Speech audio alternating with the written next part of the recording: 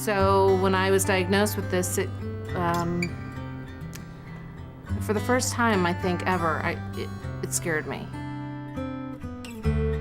During infertility treatments, as well as following and treating for endometriosis, like many, many women, I was continued on oral contraceptives, birth control, for treatment of the endometriosis in between the fertility treatments.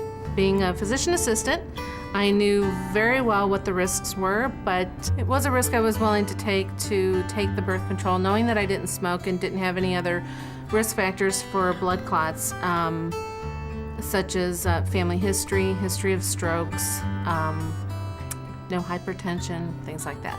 Unfortunately, I suffered an injury to my left leg, my left foot, and had it immobilized for about 5 days and started developing calf pain.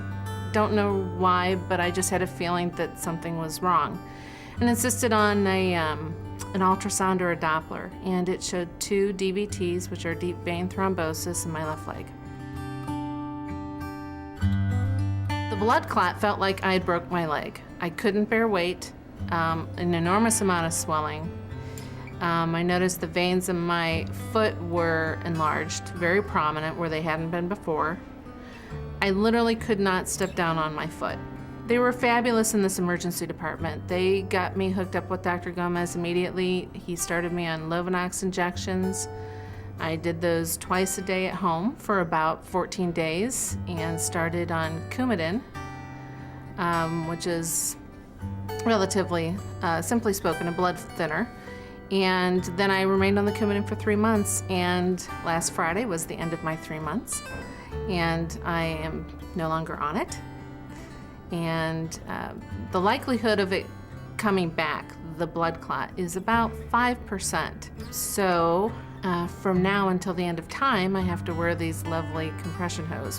When he first told me I had to wear them, he didn't give me the whole story. I think he didn't want to scare me. I had a lot coming at me all at once, and he said, you know, you're gonna have to wear these for a while. And I thought, oh, well, great, 3 to 6 months, maybe a year. And then last Friday, he told me, 5 years to life. And I thought he was joking. I think I even laughed at him, and he said, listen, 5% is 5%. It's not 0. So if you're active and doing things, maybe you don't need them as much, but the minute you notice swelling, you've got to get them back on. I wish I had known the higher risk involved. They say about 25 women in 100,000 will have a DVT with birth control, which doesn't seem like a lot. So it's like one of those things where I don't really want to have the pain of of the endometriosis, so I'm just going to stay on it. And Dr. Gomez even told me a lot of his patients say, I don't care what the risk is, I want back on my birth control. A lot of people blow it off. A lot of patients I know have had, oh, this is my 3rd or 4th DVT, it's no big deal, they treat me, they put me on Coumadin.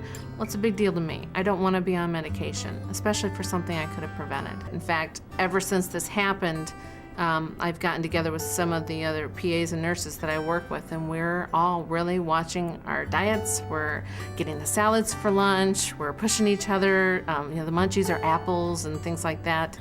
And I think it'll make a difference in the long run. It's not a quick fix, but long term, it's definitely got to help.